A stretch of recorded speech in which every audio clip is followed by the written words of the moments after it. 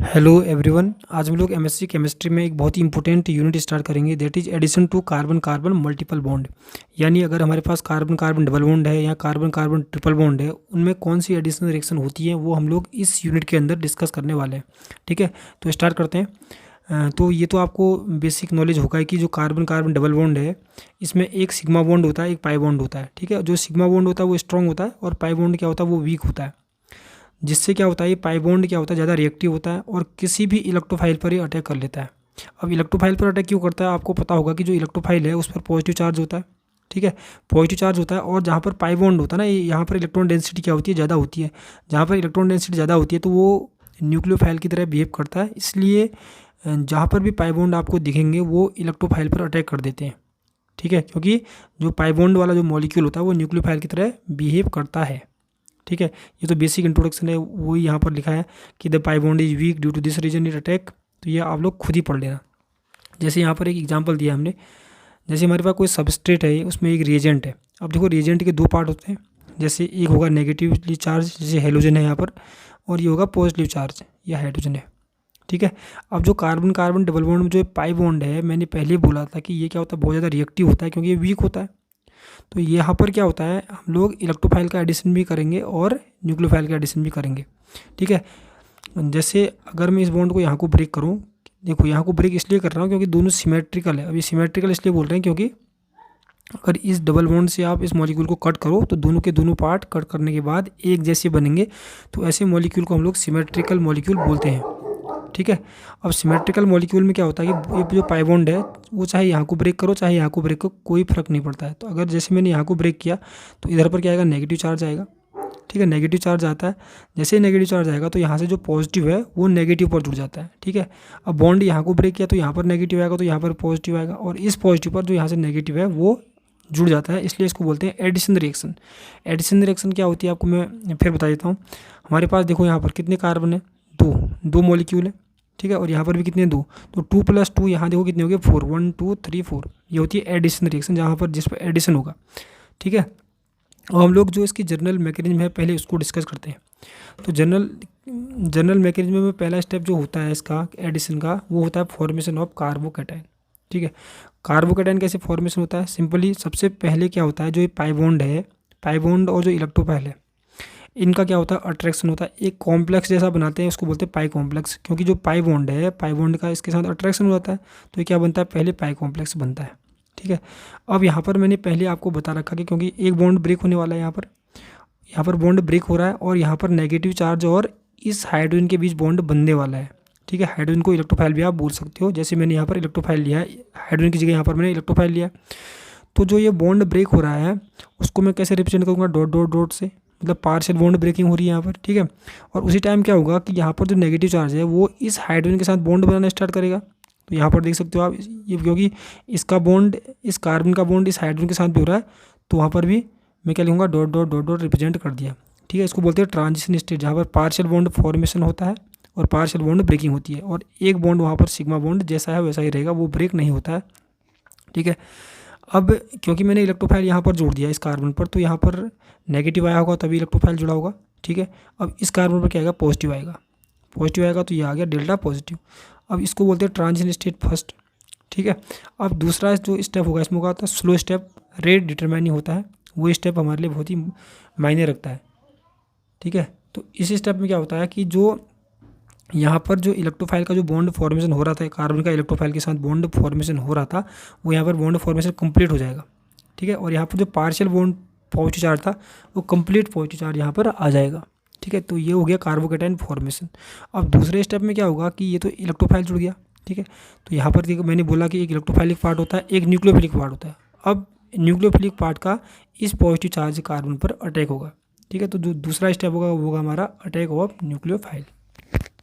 दूसरा स्टेप है attack of nucleophile. जो हमारे पास न्यूक्लियोफाइल है वो क्या करेगा, इस पॉजिटिवली चार्ज कार्बन पर अटैक करेगा। ठीक है, और ये स्टेप होता है फास्ट। अब यहाँ पर क्या होगा, जो नेगेटिवली चार्ज न्यूक्लियोफाइल है और पॉजिटिवली चार्ज कार्बन इनके बीच में पार्शियल बॉन्ड फॉर्मेशन होता है। ठीक है, पहले पार्शियल बॉन्ड फॉर्मेशन होगा तो वो आपको पता है, उसको बोलते हैं हम लोग ट्रांजिशन स्टेट। ठीक है, जहाँ पर पार्शियल बॉन्ड फॉर्मेशन होता है वहाँ पर जो कार्बन है उस पर डेल्टा पॉजिटिव होगा, मतलब आंशिक मात्रा में पॉजिटिव चार्ज होगा, और उस पर डेल्टा नेगेटिव रहेगा।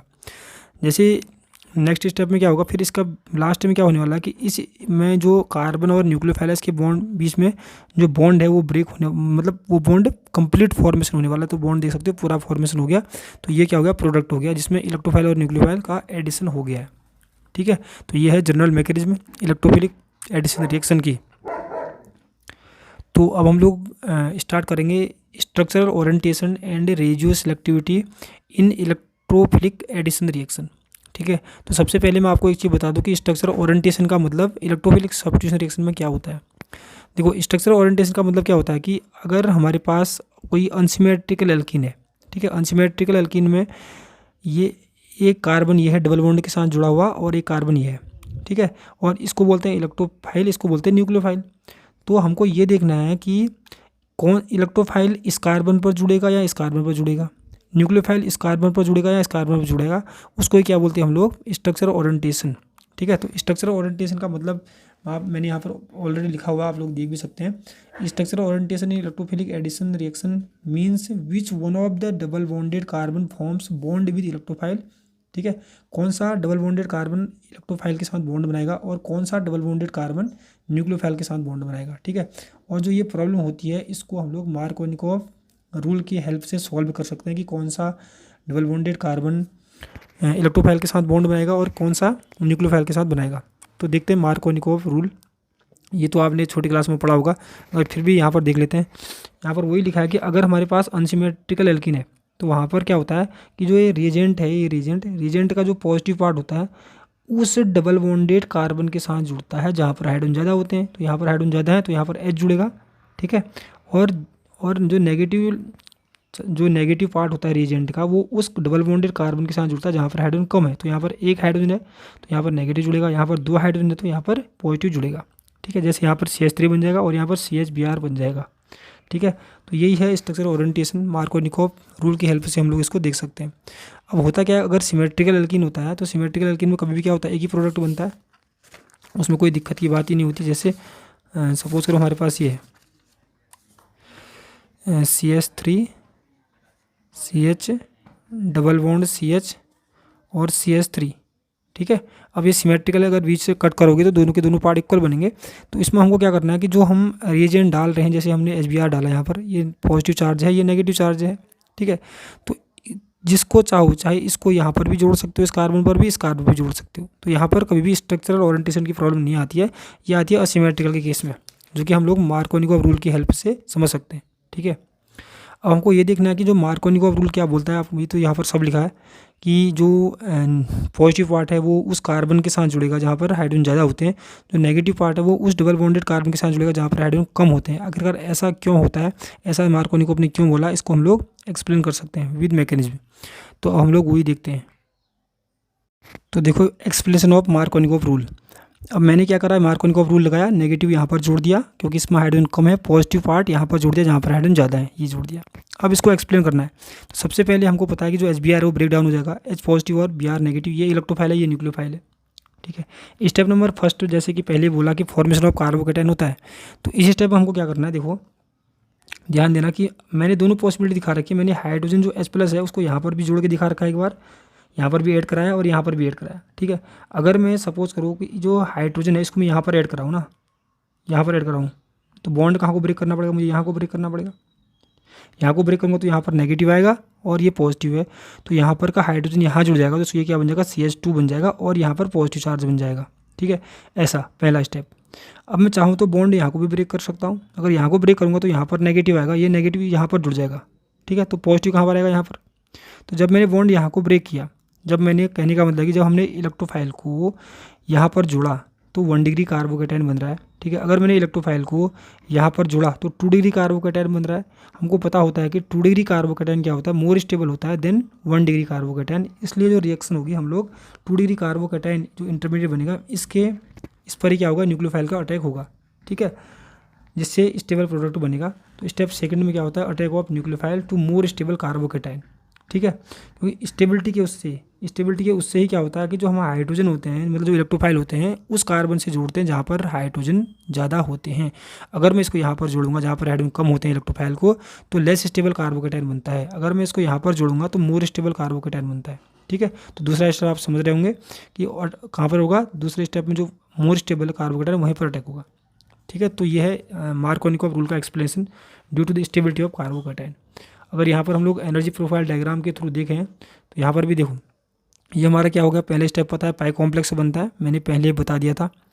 अब पाई कॉम्प्लेक्स कितना जल्दी से डिकम्पोज होगा, ठीक है, कितना जल्दी से डिकम्पोज होगा, यहाँ से अगर 1 डिग्री कार्बोकेटाइन के केस में क्या है, थोड़ा टाइम लगा रहा है यहाँ से यहाँ बनने में, ठीक है। इसको यहाँ से यहाँ बनने में मतलब कि 2 डिग्री कार्बोकेटाइन थोड़ा जल्दी बन जा रहा है क्योंकि ये स्टेबल ज़्यादा होता है इसलिए, ठीक है। ऐसा ही एग्जाम्पल हम लोग ले सकते हैं, जैसे ये हमारे पास, इसको देखो, ये कार्बन डबल बॉन्ड, एक कार्बन ये है, एक कार्बन ये है, इस कार्बन में हाइड्रोजन कोई भी नहीं होगा क्योंकि यहाँ पर वैलेंसी 1 2 3 4 वैलेंसी कार्बन की पूरी है। इस कार्बन पर कितने हाइड्रोजन है, 1 2 3 सॉरी 3 बॉन्ड बनाए कार्बन ने, एक हाइड्रोजन होगा, तो यहाँ पर एक हाइड्रोजन में दिखा देता हूँ, ठीक है। नहीं भी दिखाया तो आप समझ सकते हो बड़ी क्लासों में। ये डेल्टा पॉजिटिव है, ये हाइड्रोजन, और आयोडीन डेल्टा नेगेटिव है। तो न्यूक्लियोफाइल कहाँ पर जुड़ने वाला है, मतलब कि नेगेटिव चार्ज, नेगेटिव पार्ट कहाँ पर जुड़ने वाला है रिएजेंट का, जहाँ पर हाइड्रोजन कम होते हैं तो यहाँ पर जुड़ेगा। पॉजिटिव पार्ट कहाँ जुड़ेगा, जहाँ पर हाइड्रोजन ज़्यादा होते हैं तो यहाँ पर जुड़ेगा। तो ये बन गया प्रोडक्ट, मेजर प्रोडक्ट, ठीक है, ये हो गया मेजर प्रोडक्ट। और दूसरा वाला क्या होगा, अगर हम इसको यहाँ पर जोड़ दें, इसको यहाँ पर जोड़ दें इसको, तो माइनर प्रोडक्ट बन जाता है, ठीक है। तो यही है हमारा मार्कोनिकोव रूल।